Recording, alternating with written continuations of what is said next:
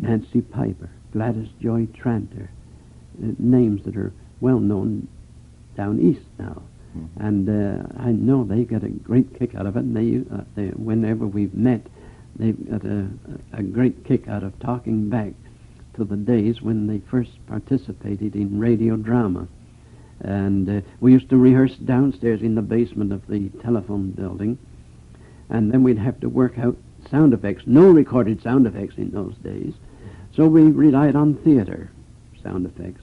You know, the thunder sheet, the sheet of metal or 3-ply hung up that you shook to make the thunder, a wind and rain machine, cylinders with slats on them with different thickness of canvas and different speeds that you turned it at gave you the different sounds of wind. And for the rain, a metal cylinder with fingers attached inside metal fingers and light pebbles or peas in it. And as you turn that, this rain would fall. And the harder you turned it, the harder the storm was, you see. And everything like that. And it was a lot of fun doing things like that. They got the magnificent sum of $5 a show. And as there was no union then and no sound effects men as sound effects men, we used to, anybody who wasn't in front of the microphone used to put in the sound effects. For instance, if you wanted horses galloping across the prairie, see, well, on the inside of your thighs. Or if it was different type of ground, on your chest. And if it was on hard ground, back to the old theater stunt of the coconut shells on the marble slab. But sometimes you came across a real doozer for a sound effect. We were doing Napoleon's Barber one time, in which the barber was going on what he would do if ever he had Napoleon in his chair, you know. The razor wouldn't go up and down, it would go across, that kind of thing. And not knowing that he had Napoleon in his chair. And so this was going along beautifully, and we were trying to work out the sound that were needed. Well, all right for the lathering, that sounded quite natural, the brushing, the cut with the lather. Stropping the razor we had a little difficulty with until they did it on the palm of the hand with the 2 fingers and stropped the razor. That was all right. But then came the sound of the shaving. Now, what are we going to do for that? So Louis Clark, who was the general factotum in the studio those days, and an old theater man, he tried scraping his finger now across the striking part of a matchbox, but he'd chosen one of those rough ones, and that sounded like a ton of coals going into the basement. Then he tried on the ordinary, the safety side, but that still sounded too much of it. So finally, he said, "I'll tell you what, Bill," he said, "when we put the show on, I'll shave. I'll have my razor here, and I'll lather up and I'll shave." But he forgot that all this would take place in about 10 seconds, which normally in real life would take place about 10 minutes. So he made the sound of the lather brush and the stropping of the razor, and he slapped some soap on his face, but he had no more time than that. And he was one of these unfortunate chappies, and he'd let his beard grow for it, so you have something to shave. And he was one of these unfortunate chappies that had a very, very tender skin and a real tough beard. So on a practically dry face, here was Louis on one side of these double microphones, you see, scraping away at his face. We on the other side, Tommy Tweed and myself and others on the other side, being very dramatic or trying to keep our straight face. And right in front of us, here's this agonized face with the tears streaming down his cheeks, scraping away and tearing his flesh to pieces, you know. So live radio was, I think, much more fun than pre-recorded radio, isn't it? Yes. Everything had to be done live then. And talk about doing things live.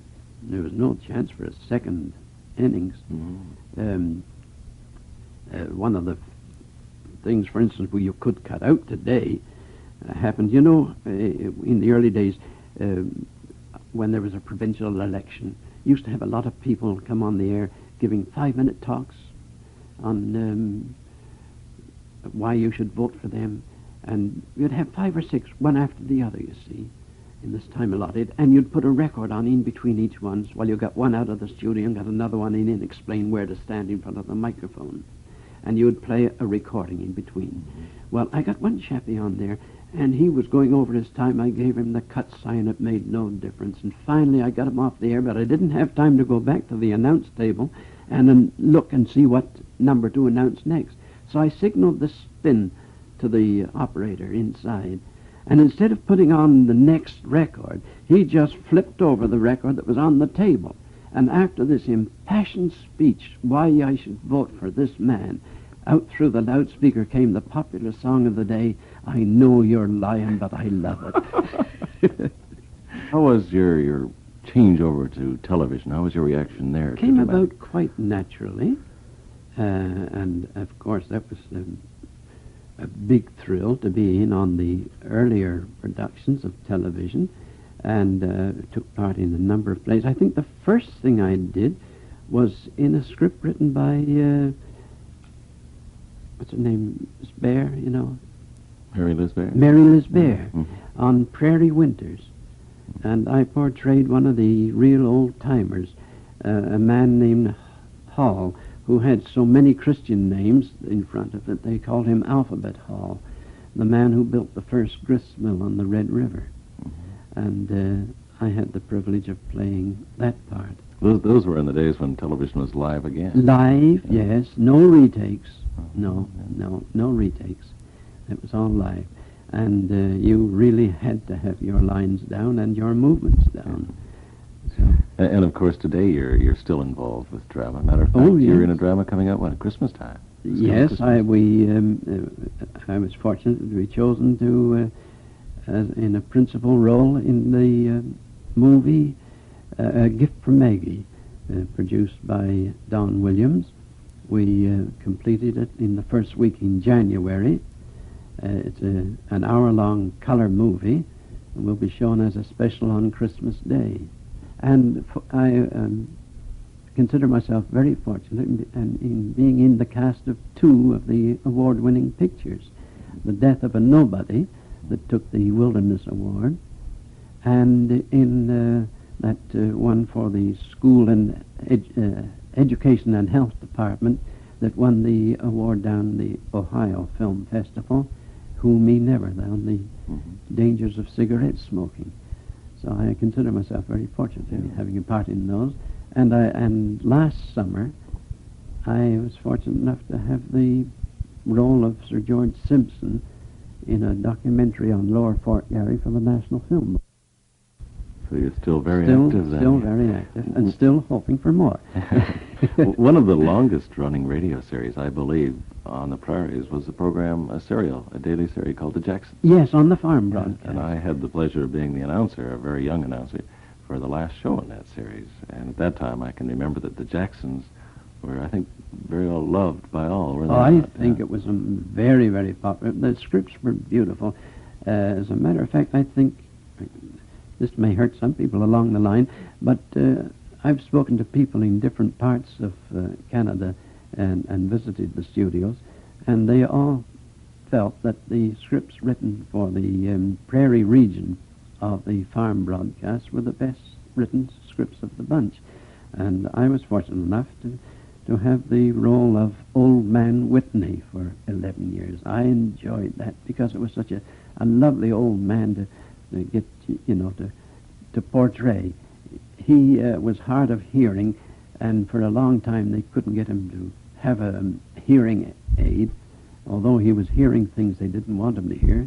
And then when he got the hearing aid, he would turn it off if he didn't want to listen to them. And he would only turn it on when he wanted to hear what they were saying. And they never knew when he had it on, so they hardly knew what to say in front of him.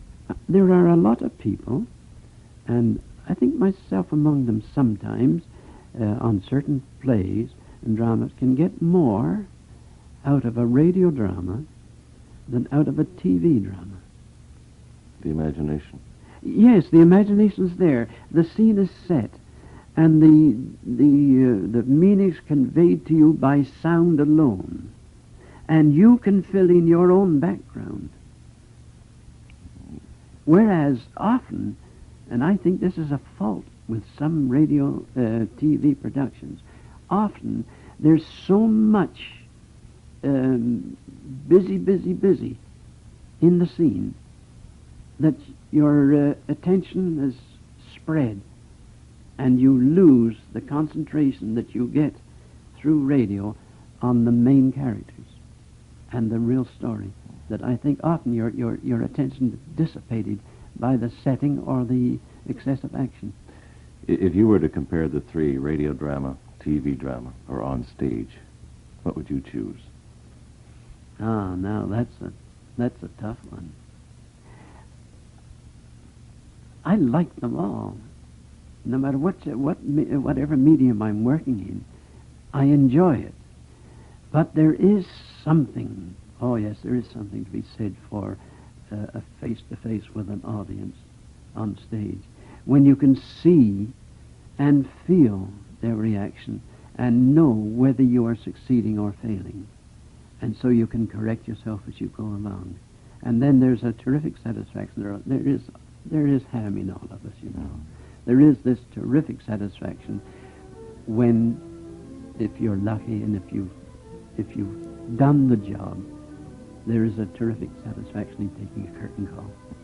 A Cellar of Entertainment, Bill Sellers, from Winnipeg on Bright Lights. This is Lee Major speaking. Technical operations by Casey Bialek.